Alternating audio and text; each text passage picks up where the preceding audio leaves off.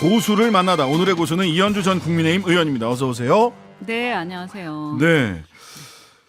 자, 오늘 산소 같은 여자 해야 돼. 산소 같은 여자. 여기 네. 나는 나 네. 산소 같은 여자. 네, 네, 네. 막힌 숨을 틔워주는 산소 같은 네. 여자. 네. 네, 성은 이 씨가 맞습니다. 네. 이영애 씨와. 네. 예, 부산 엑스포 유치 실패. 부산이시잖아요. 네. 윤석열 대통령이 이태원 참사 이후 처음으로 대국민 담화를 발표를 했습니다. 네. 어떻게 보셨어요? 이 과정 전체를. 부산 시민들은 진짜 이렇게 많이 원하고 바라셨을 텐데. 아니 근데 저는 굉장히 좀 안쓰러웠죠. 우리 시민들이. 네. 예. 왜냐하면 제가 볼 때는 이제 차마 이렇게 직설적으로 말을 할 수는 없었지만. 그리고 방송에서도 다 조심했어요. 네, 그런데 우리가 누가 보더라도 어려운 판이었거든요. 음.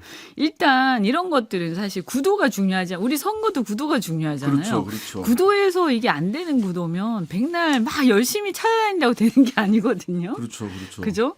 그래서 똑같아요. 지금 이것도 그런 거였죠. 그러니까 사실은 뭐 열심히 누구를 만나고 뭐 어떻게 하고 뭐 돈을 뭐 가서 누구를 어떻게 설득하고 뭐 이런 모든 수사들이 다 사실 필요 없다고 말하면 좀 너무하지만 사실 별로 효율적이 못한 거였고 사실 구도 자체가 지금 현재 국제 정세 속에서 사우디라는 나라의 존재 네. 이게 굉장히 지금 전략적으로 매우 중요한 위치에 있기 때문에 아니 지금 뭐 현재 전쟁이 또 이스라엘에서 일어나고도 있습니다만 그걸 떠나서도 이 오페크 플러스의 사실상 리더고요. 그죠? 네. 그래서 원유가가 지금 에너지 가격이 전부 다 전전긍긍하는데 그것을 결정하는 곳인데 결국에는 이 전쟁이 막 우크라이나 전쟁부터 이러한 상황 속에서 이 경제 블록화되는 상황에서 사우디의 전략적 소위 몸값이라는 것은 천정부지로 지금 올라가 있는 상태에서 네.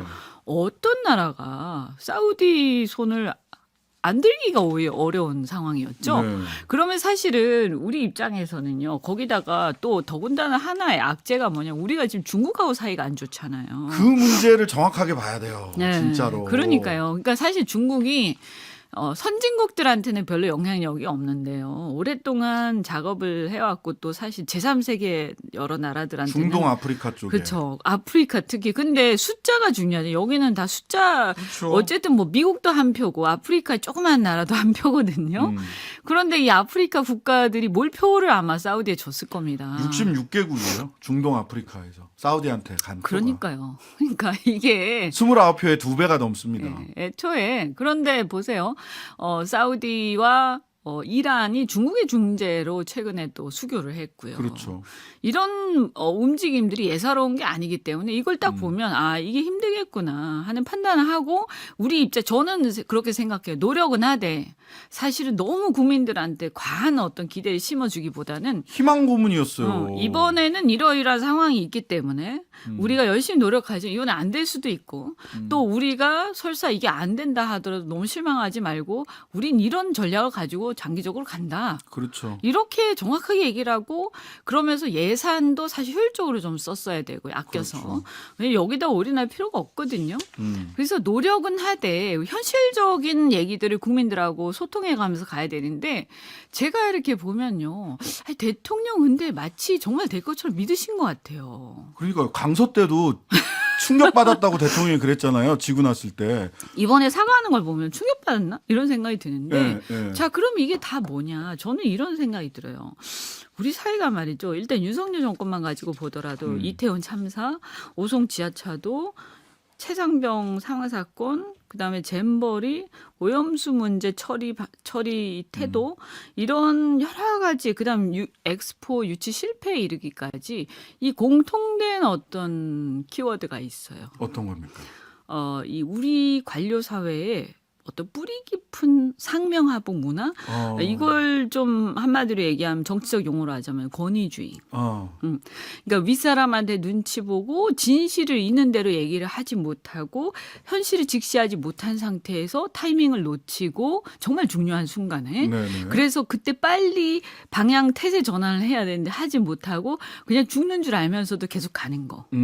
이게 지금 굉장히 굉장히 고질적인 대한민국의 문제다. 네. 저는 그런 생각이 들고 사실 상명하복의 권위주의. 네. 지금 어떻게 보면 이러한 게요. 보세요. 대한민국이 사실은 그 전에 유교적 전제군주 국가였고, 네. 그 다음에 식민지 지배를 받으면서 상당히 눈치를 볼 수밖에 없는 네. 시대를 우리가 살아왔고, 그 다음에 개발 독재 시대, 그러니까 군사 문화 그렇게 하고 사실은 민주화가 됐다고 하지만 저도 그렇게 지적을 하는데 운동권의 어떤 문화도 사실 좀 집단주의적 문화가 여전히 남아 있었고 네. 그 이후에 지금 사실은 이 시대를 거슬러 가지고 갑자기 다시 또 신권위주의 시대. 신권위주의 시대가 도래했다. 네. 그래서 이게 뭡니까? 검찰 시대가 왔잖아요. 공포 정치 아니에요? 예, 예. 무서워서 말을 못해. 말을 못하는 거죠. 아니 언제 내가 찍혀가지고 어떻게 될지 모르는데 음. 그게 내일도 아닌데 음. 사실 사회주의가 공산주의가 몰락한 게 바로 그런 관료 사회 그 상명하복 문화 때문에 망한 거거든요. 그래서 네네. 이게 저는 이 문제를 저는 이겨야말로 적폐 중에 적폐다. 이걸 우리가 직시하지 못하면요. 앞으로 이 엑스포 유치 실패와 같은 일들이 계속해서 발생할 거다. 잼버리 이렇게 된 것도 잼버리도 그때 그렇죠. 사실 문제가 있었어요. 그렇죠. 누군가가 얘기를 했었어야 돼요. 책임 있는 사람이 이거 잠깐만 하면서 이거 이거 이렇게 하면 아니야 안 됩니다. 이러면서 이렇게. 욕 먹더라도 다시 다 돌리고 다시 처음부터 다시 재구성하고 이거가 필요한 상황이었는데 아무도 이게 문제가 있다는 거 알면서도 그냥 하면서 간 거 아니에요. 내가 굳이 나서서 이런 거거든요. 그래서 저는 자 버르장머리가 없는 태도를 우리 용인해줘야 된다. 저는 그렇게 생각해요. 밑에서 버르장머리 없이 막 이야기하는. 그러니까 왜냐하면 대한민국 워낙 그게 지금 심각하기 때문에. 심각하기 그렇죠. 때문에. 버르장머리 없는 문제 제기가 가능해야 되고요. 발칙한 아이디어 제기가 가능해야 돼요. 그리고 또 한 가지. 비록 버르장머리가 없다고 하더라도 부모님 탓을 하면 안 됩니다. 아니, 저는 그걸 우리가 개인적으로 그런 태도들에 대해서 비판하고 호불호 할 수 있어요. 근데 제 얘기는 뭐냐면 우리 사회가 전반적으로 권위주의를 이제 알겠습니다. 완전히 떨쳐나갈 때 이 상황들이 그래서 공무원들이 내가 이 말 해야 되겠어 하면 언제든지 나와서 얘기할 수 있고 그게 토론이 가능한 알겠습니다. 이걸로 바뀌어야 된다. 이 자, 생각이 듭니다. 엑스포 유치 실패가 오늘 언론 보니까 정부 여당 총선 부산 지역을 비롯해서 부산, 울산, 경남 전국적으로 특히 부산, 울산, 경남에 정부 여당 쪽에 부정적 영향을 끼칠 것이다라고 하면서 꼭 국민의힘 부산시당 관계자는 내지는 이렇게 해서 전 정권이 열심히 안 했기 때문에 벌어진 일이라 별 영향 없을 거다라고도 얘기를 해요. 이거 부울경 쪽에 국민의힘 선거에 영향을 많이 끼칩니까? 어떻습니까? 아니 그도 자초한 일이죠. 아니 그러니까 아까 제가 말씀드린 것처럼 엑스포 유치 안 될 수 있어요. 그리고 그 구도를 지금 보면 지금 현재 국제 정세 속에서 사우디가 이긴다는 게 쉽지 않아. 이탈리아는 벌써 눈치채고 이렇게 빠졌어요. 발 뺐지 않습니까? 발 뺐어요. 그러니까 이걸 못했다고 국민들이 비판하는 게 아니라요. 우리 국민들이 지금 화가 나는 지점은 정확하게 알아야 돼요. 유치를 실패해서 화가 나는 게 아니에요. 뭡니까 그러면? 유치할 것처럼 박빙이다, 역전한다라고 너무나 당당하게 마치 어떤 근거가 있는 것처럼 그리고 온 언론에서 도배가 됐었어요. 거기에 쏘갔다. 그게 대국민 사기극이다 이게. 이 쏘갔다. 국민은 뭘로 보는 거야. 그리고 알고 보니까 우리나라가 뭔가 정보가 통제되는 느낌인 거예요. 이 정보 접근권, 액세스권이 보장이 안 되는구나. 내가 대한민국의 주권자인데 주권자를 우습게 생각하는구나. 이 자들이 이것 때문에 화가 나는 거예요. 왜 정보가 제대로 우리한테 제공되지 않고 있냐. 대한민국 언론은 왜 그동안에 사실 외신에서 간간히 보도가 있었어요. 아시겠지만. 그죠? 그래서 외신을 보는 사람들은 다 눈치채고 있었단 말이에요. 아니 그 사우디아라비아 정부에서 운영하는 홈페이지에서 사우디아라비아를 공식적으로 지지하게 한 나라 122개국 나라 일람표가 다 나와 있어요. 그러니까요. 그러면 180개 중에서 122개국이 공식 지지를 했다.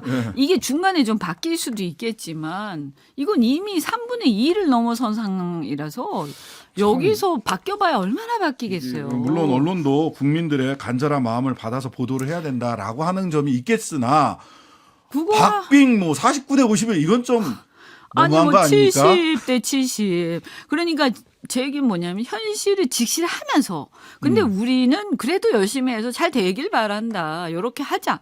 이렇게 나와야지. 자, 근데 부산 박형준 시장은 뭐 재도전 검토하겠다라고 얘기를 했어요. 근데 또 박 시장 관련해서는 이번 주인가요? 지난주 이번 주죠. 네. 주목할 만한 판결이 하나 남았습니다. 소위 딸 네. 입시 네, 관련된 홍대 미대 입시 예, 그 시험 본 적도 없다 이렇게 박형준 그랬었죠. 시장이 얘기를 네, 했죠. 네, 근데 그랬었죠. 그거 아닌 것 같은데? 네, 그러니까 이번에 이제 그 교수가 하도 열받으니까 아마 위자료 청구를 하신 모양이에요. 예. 왜냐하면 형사 사건은 아마도 제가 알기로는 시효가 공소시효가 끝났을 거예요. 지나서 안 예. 됐을 거거든요. 예. 그러다 보니 이제 거기 판결이 지금 2심인가에서 났는데 거기서 이제 뭐라고 나느냐? 홍대 미대에 입시 지원한 게 밝혀진 거예요. 확인이 된 거예요. 박 시장 분명히 우리 딸은 입시 지원도 안 했다. 지난주 판결이네 24일. 그러니까요. 그래서 이거 어떻게 되는 겁니까? 그러니까 아니 거기다가 굉장히 화를 내면서 이 교수님한테 굉장히 이 말 저 말 맞아요. 다 하셨거든요. 예, 예. 거의 뭐 비정상적인 사람 취급을 했다고요. 예, 예. 선거 국면에서 좀 예, 그러셨죠. 예. 그래서 저는 뭐냐 지금 우리 사회 또 다른 문제 아까 제가 적폐 얘기를 했지만 예. 적폐란 표현은 제가 안 좋아합니다만 상명하복의 상명하복의 신권위주의. 신권위주의 문화 이게 문제인데 지금 또 다른 문제 그런 걸 보면서 알 수 있는 게 뭐냐 우리 신뢰 자본이 무너졌다. 응? 신뢰 자본. 신뢰 자본. 그러니까 자본주의에서 이거 경제도 그렇고 정치도 그렇고 가장 중요한 게 신뢰거든요. 네. 근데 거짓말이 그냥 관성화돼 있고 너무나 버젓이하고 있고 전혀 그것을 반성하지 않고 밝혀져도 우기고 바이든 날리면 대표적인 거 아닙니까? 아니 밝혀져도 우기고 그다음에 그래서 다시 또 밝혀지면 나중에 뭉개고 그러니까 사람들이 근데 그게 지도층 사이에서 벌어지는 일이에요. 네. 그럼 예를 들어서 학생들이나 청소년들이 볼 때 뭘 배울까? 아, 거짓말하고 끝까지 우기고 뭉개고 하는 것이 살아남는 방법이고 출세하는 방법이구나. 대한민국 사회에서는. 참 안타까운 일인데. 이거 안 돼요, 절대로. 자, 네. 그 대통령 윤석열 대통령은 노란봉투법하고 방송 3법 이번 주 금요일 2일이죠. 이때까지 자동으로 이게 이 선포를 안 하면 자동으로 법이 효력을 갖게 되니까 이때 거부권 행사할 거다 2일 전에 이런 예측들을 하고 있습니다. 김건희 특검법, 대장동 특검법도 결국 국회에서 통과시키면 또 거부권 행사할 거다. 그럼 막 거부권이 뭐 아니, 이때까지 거부권 행사 안 한 게 뭘까 싶을 정도로. 예. 모든 걸 양국관리법, 다. 간호사법 전부 다 거부권 행사했죠. 그러니까요. 어쨌든 이견이 있는 것은 무조건 거부권 행사하기 때문에 바로 이렇게 하시니까 소수 집권당이 소수당인데도 불구하고 국민들이 견제해야 된다라는 의견이 훨씬 많은 거예요. 여론조사를 하면. 네네. 만약에요. 이분이 이렇게 거부권을 막 남용하지 않고 웬만하면 이렇게 수용하고 정말 그런데도 이게 정말 보수층이나 중도층에서 봤을 때 이거 좀 너무한데 야당이 너무한데 네. 싶을 정도로 이게 막 전전긍긍하고 힘들어하는 모습이 보이면 그러면 국민들이 이 좀 야당이 너무하는데 이렇게 될 거예요 아마. 네. 근데 지금은 매번 거부권 행사하기 때문에 야당의 다수당이라는 게 국민들은 별로 실감이 안 나세요. 다수당으로서 야당이 횡포를 부리고 있다. 무슨 말이야? 다 거부권 행사하는데 어떤 횡포를 부리고 있지?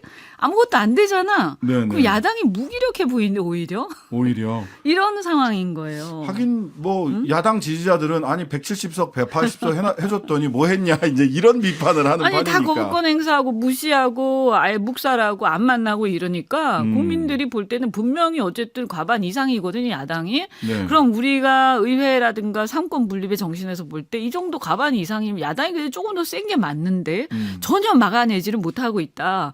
그러니까 오히려 야당이 무기력하고 대통령은 그냥 충분히 권한을 행사하고 있기 때문에 그리고 막 시행령으로 다 하시잖아요. 그렇죠. 시행령 통치도 네, 많이 그러니까 하셨죠. 입법부를 대통령을 좀 밀어줘서 입법부가 좀 받쳐줄 수 있게 해야 되겠다라는 생각을 중도층이 안 하는 거예요. 오히려 대통령을 견제해야 되겠다라고 그렇게 하는 생각이 되는 거죠. 너무 막 거부권 자꾸 행사하니까. 오히려 내년 선거에 굉장히 악영향이네요. 이 거부권 행사가. 당연하죠. 그러니까 만약에 내년 선거에서 이기고 싶었다면 네. 사실은 엄살을 막 피우면서 아유, 정말 나 야당 너무 때문에 힘들어서 진짜 뭘 못하겠어요. 그리고 막 야당 만나러 다니고 막 설득하고 막 열심히 하고 그리고 야당이 걷어차고 막 이런 모습을 이래야 만들었어야 된다. 국민들이 그래서 좀 도와주자 이렇게 됐는데 네. 중도층의 심리는 그런 거죠. 제가 이렇게 주위에 중도층이 많아서 이렇게 얘기를 들어보면 아니 뭐가 힘든 거야. 대통령 마음대로 하고 계신데. 응? 그렇네요. 마음대로 하시네. 그럼 오히려 야당이 무기력하니까 좀 더 견제하는 힘을 어쨌든 간에 꼭 그게 민주당이 아니더라도 야당에 좀 힘을 실어야 되겠다. 이게 더 많아지는 거예요. 네. 그러니까 상당히 이것을 중간층에서 보면 그렇게 보인다는 거죠. 그다음에 여기도 다 법이 이런 거부권을 행사할 때도요. 네. 그래도 정치인이잖아요. 어쨌든 검찰 출신이지만 네, 이제 네. 정치인 된 거 아닙니까? 대통령 네. 됐으니까. 그러면 거부권을 왜 행사하는지 정말 설명을 해야죠. 그럼요. 진짜 국민들이 알아볼 수 있게. 절절하게. 내가 정말 웬만하면 거부권 행사하고 싶지 않지만 이런 문제가 있다. 이거 정말 국민들이 좀 들어달라 내 입장을. 이렇게 해야 되는데 그냥 뭐 예사로 막 하니까. 네, 오늘 말씀은 그건 여기까지 아니죠. 듣겠습니다. 지금까지 이현주 전 의원과 함께했습니다. 감사합니다. 네, 고맙습니다. 하루 종일 기다려지는 진짜 시사. 평일 저녁 6시 5분 신장식의 뉴스 하이킥.